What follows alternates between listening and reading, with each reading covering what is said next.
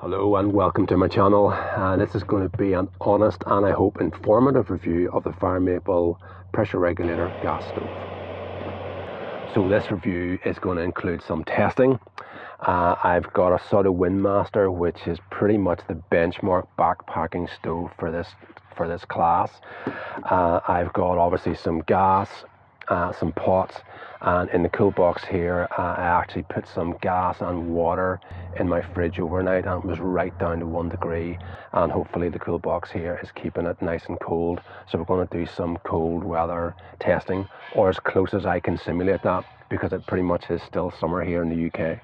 So according to FIREMAPLE, this stove is one of their most technologically advanced stoves. It is suitable for cooking in cold, windy and high elevation environments.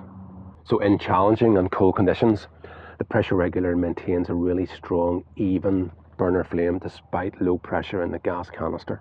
So this should offer consistently faster boil times than non-regulated canister stoves.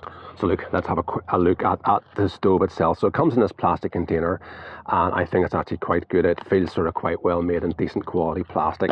Top pops off, and this is your stove.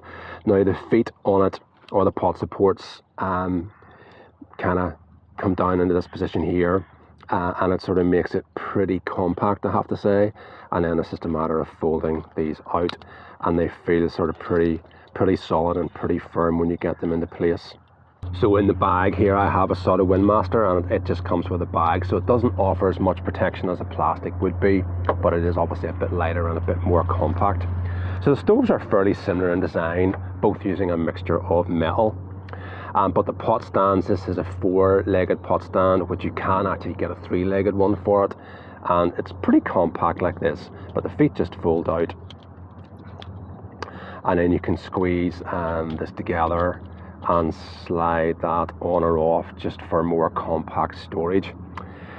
The two systems, I actually honestly prefer the FIREMAPLE one at this stage, just simply because, you know, this has a spring and things on it, and over a period of time, you know, there's I think a greater chance for failure than the FIREMAPLE system, which is a bit more simple and straightforward.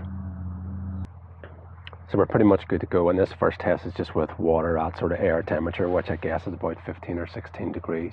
So I'll get them up and running at the moment, and we'll just see which stove wins, if there's much of a difference. So that's both stoves up and running and ready to go. So we will get the stopwatch started. Trying to do all things at once here. Let's have a look. On, start.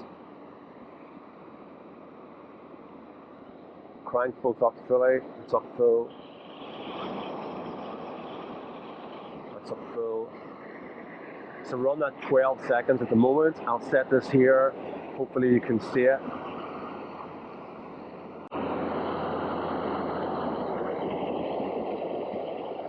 Just making sure that the lid's on, you know, correctly on both.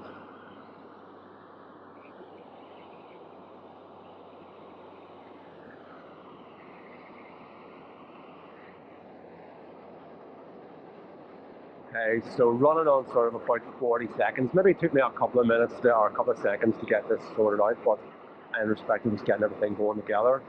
Hopefully you can still hear my voice over this. So we're running now 54 seconds. So the Polaris, I've noticed, you know, is a bit more noisy. Now whether that translates into any further heat, I'm not really sure. I mean, it certainly sounds more powerful. So I think really the Polaris is good to go here on 3 minutes 13, as you can see. You just need to be very, very careful. So 3 minutes 13. SOTO's not going to be far behind it. And that's just it lifting there, 3 minutes 23. So a difference of about 10 seconds. Now, does 10 seconds make any difference in the real world? Not really, but still, I think that this is a good place for the stove to be, as I said earlier. If it comes anywhere close to the SOTO, and technically it has actually beaten it in this particular trial. So we are set up and ready to roll again. So this water, as I said, it was 1 degree in my fridge overnight, and the gas was in there overnight as well. So it's the best way that I can actually cool it down. Also, obviously, we're not in winter here in the UK at the moment. So let's get these stoves going.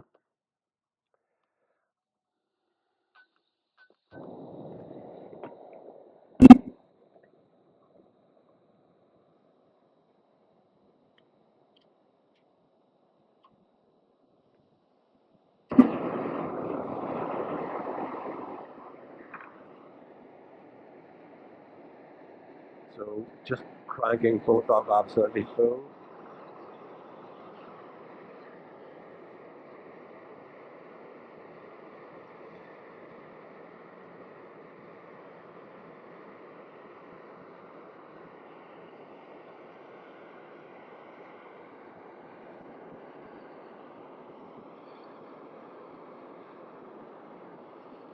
And that's us up and running. Again, I'm just checking that they're both up full power. Yeah, so both these canisters have a significant reduction in the gas volume that's in them, and it's also cooled down significantly. And as I said, as is the water. Again, we're at 500 mils. You know, this is not a totally scientific experiment, but I'm just trying to make it as fair as I can, you know, for each stove, and it's just a direct comparison. Like I said earlier, you know, 10-second difference doesn't really matter, you know, but we'll see if there's much of a difference again when the water and the conditions are a bit more challenging. You know, even with the smaller canister and a significantly reduced gas pressure, when I turn this on and cranked it up, and I can still hear it, you know, making a lot of noise. So it certainly sounds, you know, more powerful than what, you know, that the SOTO would do. So again, that's just the timing. And you know, I haven't done this before, so it's interesting for me to sort of find out, you know, if there's much of a difference between the two stoves. So you'll see that again, you know, despite this pressure regulator thing, there's a difference, you know, when your temperature of the gas drops or your environmental temperature drops and the pressure drops. You know, neither of them are performing as well. But then if you were to try a non-regulator stove, which I'll maybe do in another test, you know, you'd see a big difference. So where Polaris again is going now, so it's done 512. Now the lid on this is a wee bit tighter than the lid on this pot. I don't think that's going to make any difference to the boil times. So the SOTO here is I'm not going to say it's struggling, but there's a wee bit of a difference. So I think we're pretty much good to go there at 537.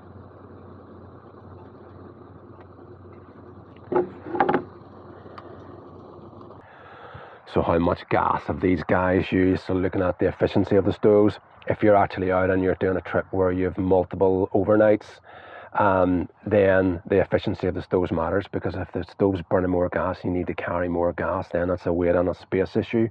So we started off with a SOTO. I was at 134 grams. It's now sitting at 120, so it's used 14 grams of gas. The Polaris started off at 138, and it's now 123, so it's used 15 grams. I don't think there's much of a difference there, so I could honestly say one stove is as efficient as the other.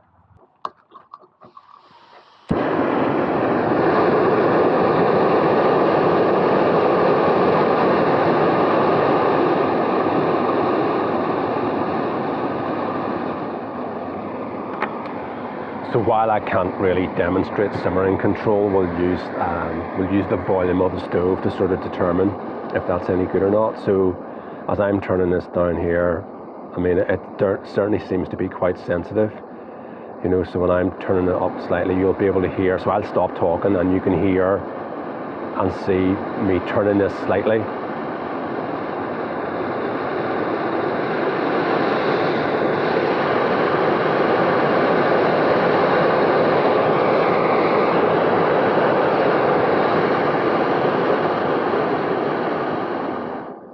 So I think the simmer control in this is pretty good too.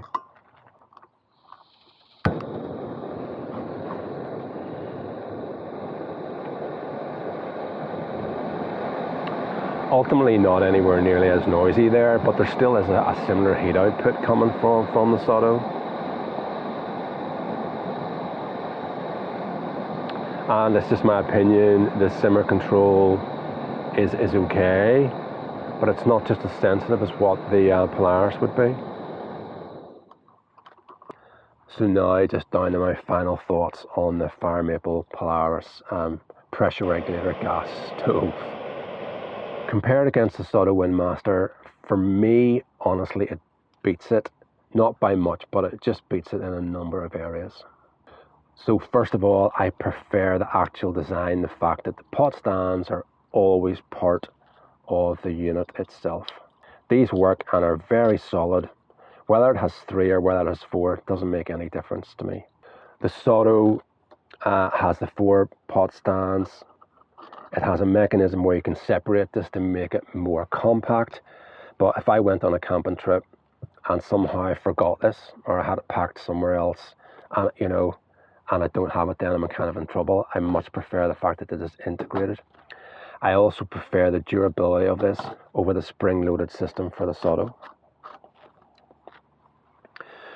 I've tested this and tested the 2 stoves under as challenging a conditions as I could make, pretty much. And the Polaris came out top. And these stoves are designed to perform in challenging conditions where the gas pressure is lower or your temperature is lower or at higher altitudes. The stove here fits very neatly in its container. There's actually a little section in the bottom of this which just kind of fits this. So it sits in, get it to stand up first, pop that in, and it just goes down really solidly, so nicely thought out. So look, that's pretty much about it. Thank you very much for watching. Yeah, I thoroughly recommend this, and this is a stove that I personally will buy, and this is a stove that I would sell for a canister top stove for use in challenging environments.